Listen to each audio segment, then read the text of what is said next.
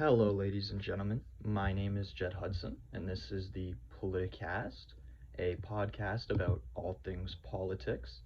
Welcome to the first episode of this series. Today, we will be talking about fake news and misinformation and how that affects Western democracies and the societies we live in. Now, as many of you have probably encountered fake news out there, I will just go with a brief explanation of what fake news is. Now, fake news and misinformation is when a story or an idea gets posted out on the internet to try and attract views and public outrage in some sense, or trying to manipulate a certain public sentiment with news that is blatantly not true and is a lie. Now, the issue is when these fake news stories start to intertwine themselves within the fabric of our Western democracies and the issues that are presented there with the legitimacy of our Western democracies when they are attacked by things like fake news. Now, to start the timeline of this podcast and the fake news that becomes super popular up to this day, I think it is evident that we have to go back to the 2016 election between Donald J. Trump, the future president of the United States, and the previous First Lady, Hillary Rodham Clinton. This was a messy election, to say the least, even in terms of American elections, and it was the first time we saw the idea of fake news really come into the spotlight. And it was brought into the spotlight by Republican candidate Donald Trump, who made a lot of claims that fake news was the reason, in which he was wrapped up in a lot of different negative stories and negative storylines.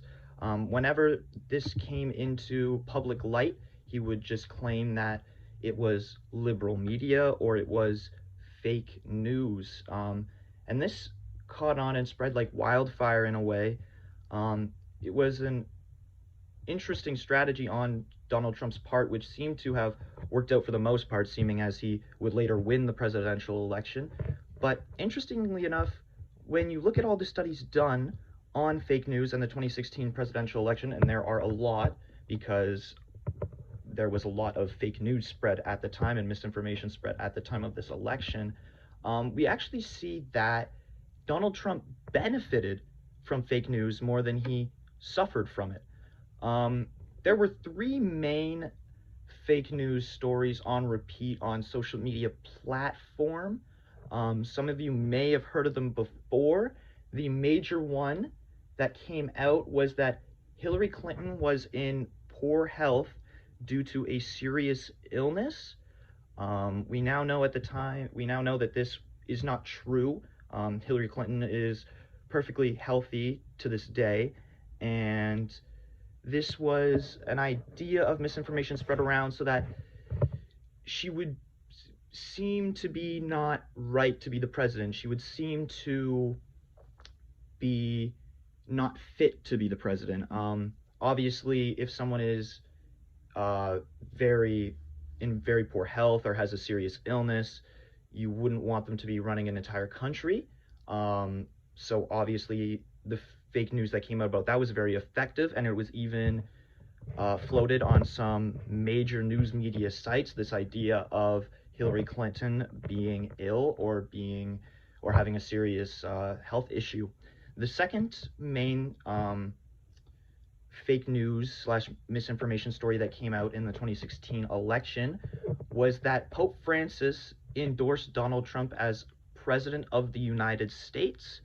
Now, this one is a more interesting one because it has a lot to do with religious themes and a lot to do with misinformation coming from the fact that evangelical Christians thought that Donald Trump was endorsed by Pope Francis. This, in fact, was not true at all. Of course, Pope Francis is a foreign entity for a major religious group, that being of the Catholic variety, but he really has no place in endorsing Donald Trump as president of the United States, because he is not a United States citizen, nor does he live in the United States.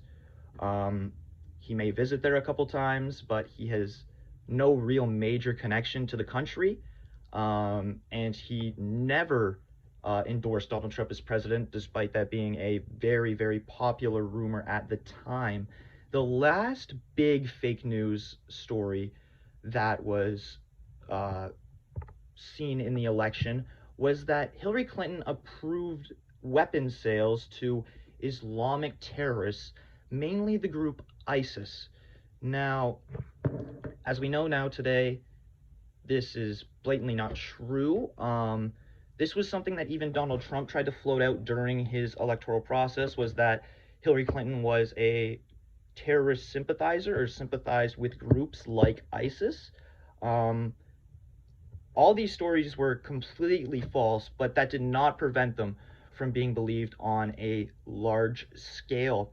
In a study done by Ohio State University, it was revealed that 45% of people who voted for President Obama in 2012 believed at least one of these three stories to be true. Now, obviously, that would have insane implications on the American election if 45% of previous Democratic voters believe in this idea that Hillary Clinton or Donald Trump has gotten this endorsement, then is going to switch their view and possibly their vote altogether.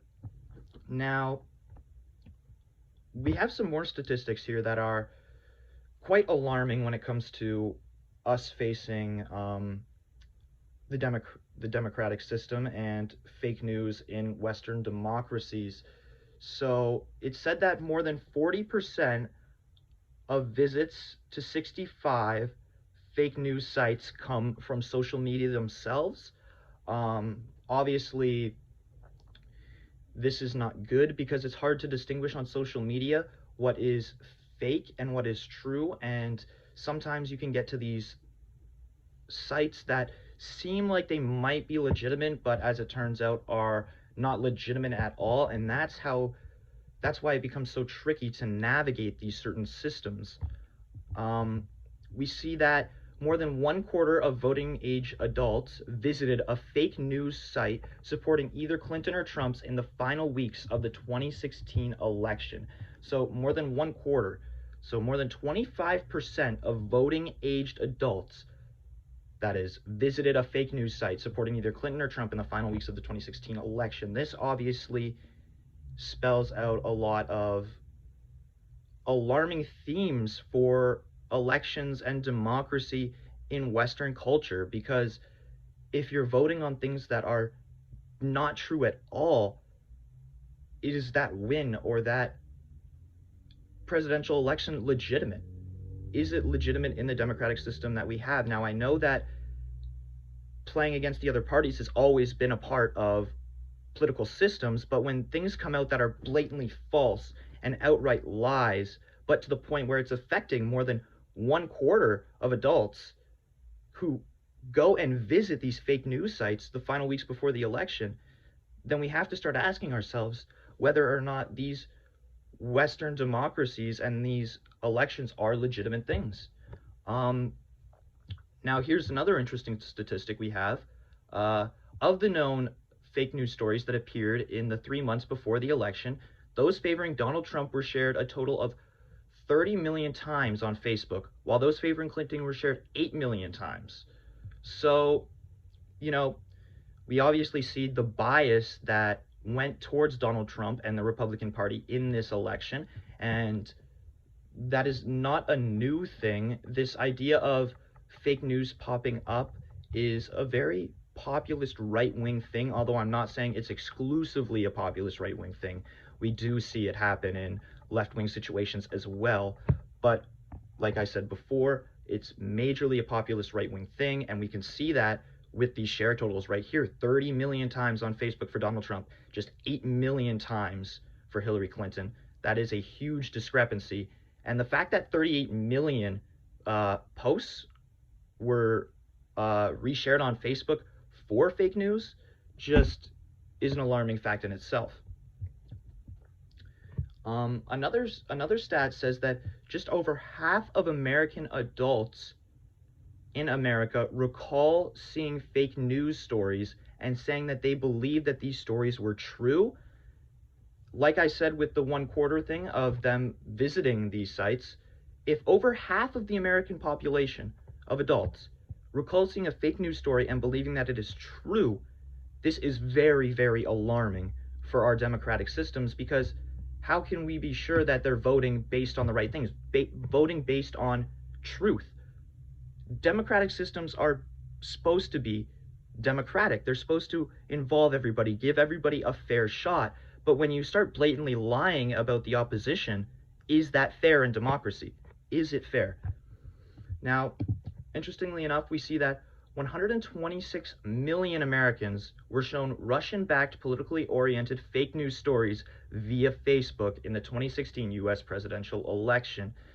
Now, this spells out a massive problem for social media platforms everywhere, exclusively Facebook, which received a lot of backlash, and Mark Zuckerberg got in a lot of hot water for this, because when 126 million people are shown fake news stories orienting the 2016 presidential election and they're Russian backed, you start to get the idea that foreign entities are at play in our own Western democracies, and that would obviously not make them democracies if foreign entities are controlling these elections behind the scenes.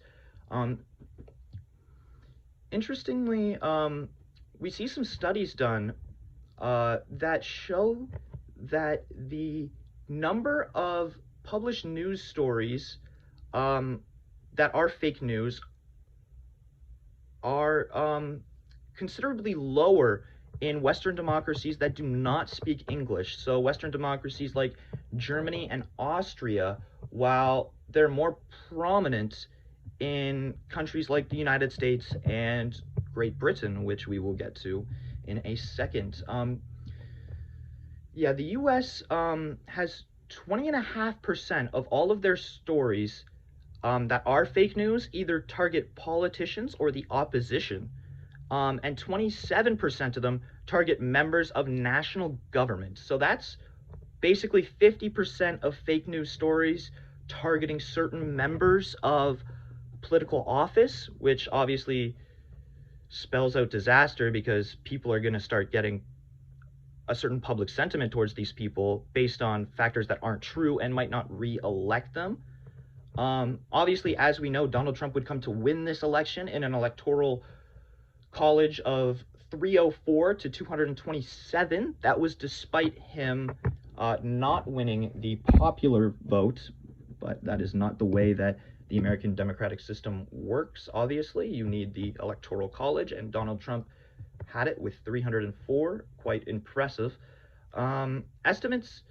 Now, I want to talk a little bit about the idea of the post-truth era in our society. This idea that you can't really trust any information that is out there, and this idea that you have to kind of do research on your own, and you're not sure if you can trust even governments, reliable news sources, social media, of course. So I wanted to see how that correlated with the United States and the 2016 election. Now, interestingly enough, the citizens of the United States trust their government less because of this post-truth era that they live in.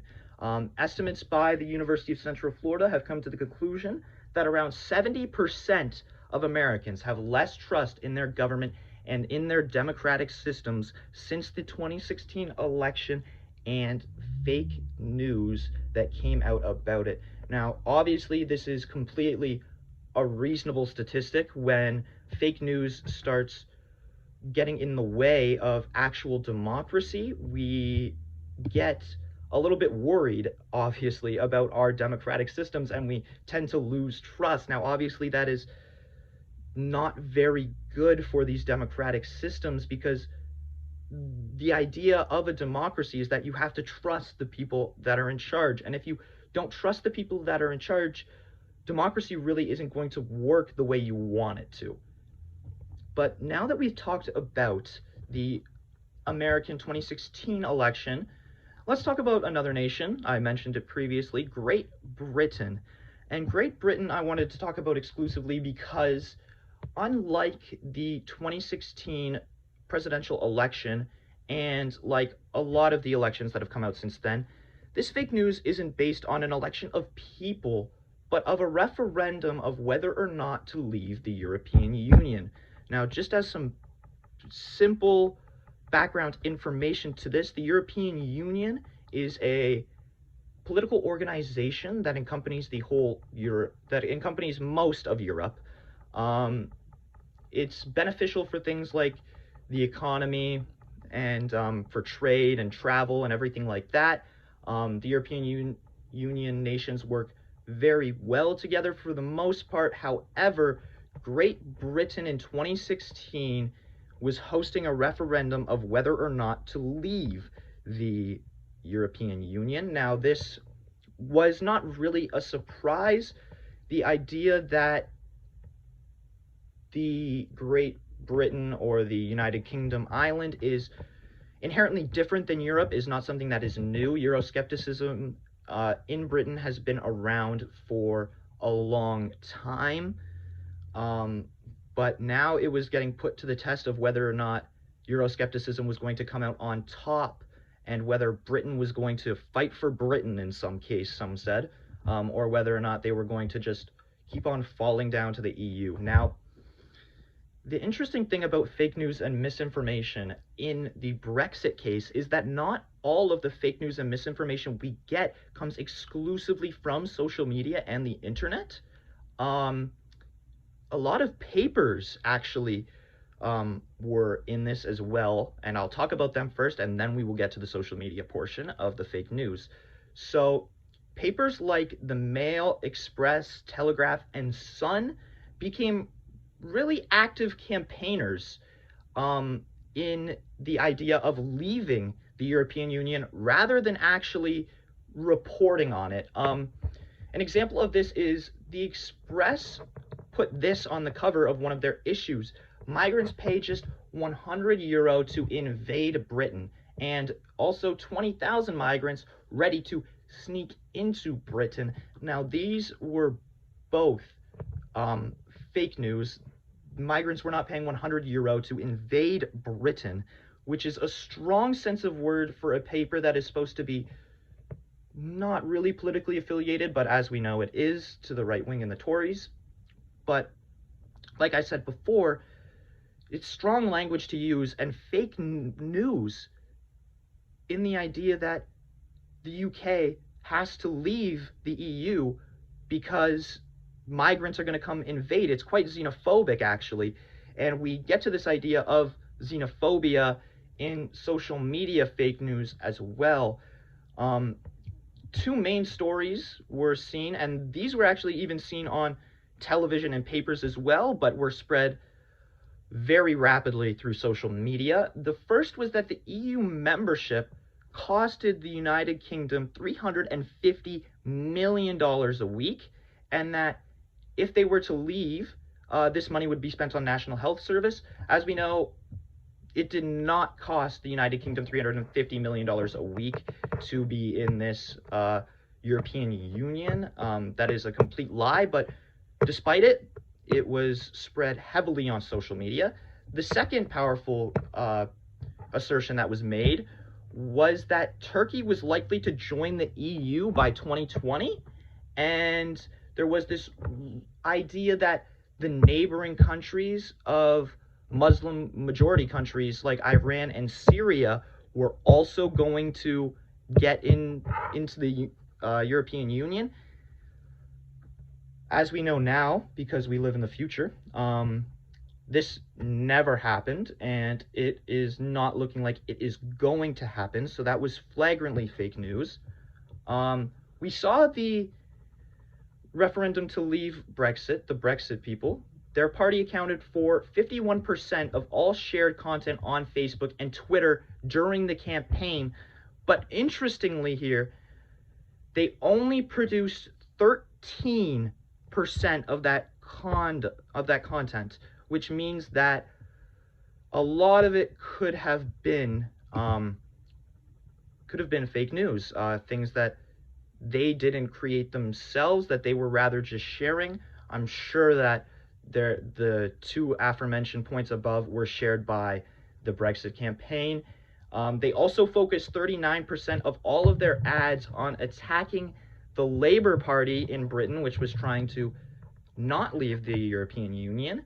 And they also prioritized sharing their news and fake news and misinformation with older Facebook users in England rather than the younger. Obviously, older Facebook users are going to have a harder time distinguishing what is fake news. I don't know if any of you out there have grandparents that use Facebook, but it's almost like the Bible to them. Anything that they see on there, it's the Word of God, and it's an interesting strategy to deploy, but also kind of hurts our democratic institutions. Interestingly, the UK referendum to leave the European Union would get voted at a yes, 52%, and now to this day, the UK is not a part of the European Union. Now that we've talked about two major examples with elections and referendums, let's talk about something that fake news does that I don't see talked about a lot in the public sphere, and that is hurt policymakers. If fake news comes out about a policy that you're trying to create and it is negative, and people start to get riled up because of this, it's not going to be great in trying to make successful and meaningful policy on these subjects. And there is one gleaming example out there, far above the rest, for this, and it is still going on currently, and that is the COVID-19 pandemic and the fake news that's come out about COVID-19 and how that's affected policymakers' effectiveness in trying to combat the COVID-19 pandemic and create useful policy about it. Now, the first kind of idea about COVID-19 and fake news that hurt policymakers was this idea that masks are bad for us in a way that it limits our breathing capacity, some said, or that there was a microchip in the mask. A famous TikTok video that amassed hundreds of thousands of views showed someone cutting open a mask and pulling a so-called microchip out of it. However, if you did this yourself, you would know that there is no microchip in the mask. There was also this idea of microchips in the vaccine. I hate to tell it to you, but if you are listening to this on a phone right now, you are microchipped as we speak. The government doesn't need to microchip a vaccine or microchip a mask to know where you are and to keep track of you. We have cell phones in our pockets at all times that help them do that. Now, there were also a lot of things that came out about the vaccine, obviously, about why it's ineffective or about why it's bad for you. The idea that the COVID-19 vaccine makes you magnetic was something that I found quite entertaining and comical at the time. It was quite the TikTok trend. But the issue is that while I knew it was fake and I knew that, this is a ridiculous claim, how could a vaccine make you magnetic? A lot of people did believe it, even to the point where this was such a popular misconception that the Center for Disease Control and Prevention, better known as the CDC, had to post on their site about how the vaccine does not make you magnetic. Crazy to think about that. Just insane, really. Now we get to, we also see how this idea of fake news and the vaccine play into more of a real sense with social media influencers. I hope I pronounced this right. Mirko Dotchman, a German YouTuber, was offered money to say that people who got the Pfizer vaccine had a death rate 3 times greater than of those who got the AstraZeneca vaccine. Now, this obviously is just not true at all. The Pfizer vaccine does not have a death rate 3 times greater than the AstraZeneca vaccine. I am not even sure what the Pfizer death rate is. I assume it is very, very low. I know myself, I have the Pfizer vaccines, and I am still standing. So, now some interesting statistics on the virus itself and how it was created. Fake news came out about this, obviously, and that was that one, the COVID-19 pandemic was created in a laboratory, which is fake news. But my personal favorite of the COVID-19 fake news stories is that an idea that spread around on social media that 5G actually created the virus, that 5G technology created the coronavirus. This was a trending topic on social media. Obviously, this is blatantly false, because how can that even happen? That is not how science works. But despite that, it is something that people did believe, that that 5G caused the coronavirus. We also see things being spread on social media of this idea that COVID-19's death rate is 0.1% of the people that catch it. This is also blatantly incorrect. If you took any time to research it, you would realize that the death rate is likely 5 to 10 times higher than this in reality. But what does this, let's get more into what this has to do with policymakers, because policymakers have a hard time creating effective policy if you believe that the COVID-19 vaccine is going to make you magnetic, or if you believe that face masks make it so you can't breathe and they carry microchips. When we look at it, and it's hard to create policy around that because of the things that people believe. Like, according to the British Medical Association, if you don't wear a mask and have COVID-19, the risk of spreading it to others can be as high as 70%, where if you do wear one, the risk drops to just 5%. Now, if people believe that their masks carry microchips or they can't breathe because of their masks, then they're not going to wear them, and they're going to spread COVID-19 at a higher rate, and having a mask mandate is going to be harder for the general public, because the general public has this idea and this perception from fake news that masks are actually harmful more than they are helpful. We also see this with the COVID-19 vaccine, this idea that it's more harmful than it is helpful, and people going in alternate directions to try to cure themselves from the COVID-19 vaccine. The World Health Organization estimates that around 6,000 people worldwide were hospitalized due to misinformation about the pandemic, and around 800 of those people died. Now, that makes fake news and misinformation one of the deadliest topics that we can talk about when it comes to social media. It's killing 800 people is quite the amount, just from being misinformed.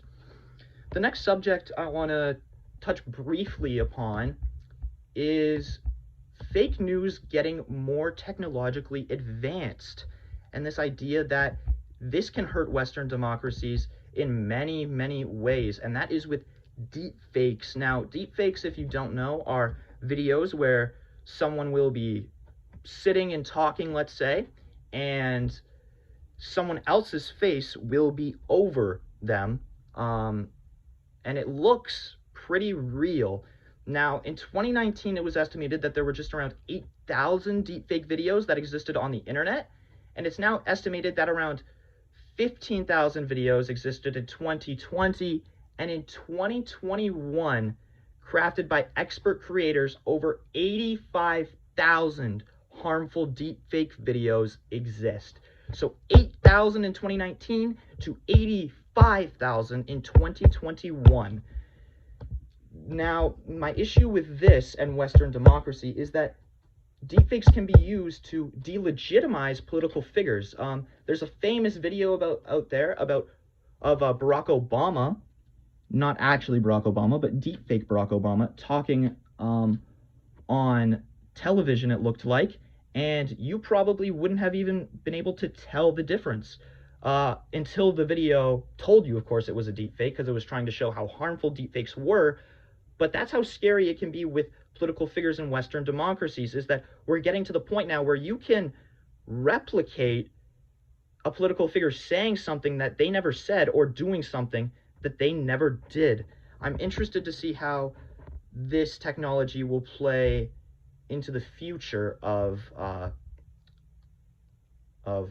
Western democracy and fake news. The last thing I want to talk about just quickly on this podcast is what creates fake news and why it's effective. So, recent studies have shown that scandals, political malice, national crisis, and right-wing political cultures are favorable environments for the creation of polarizing online content.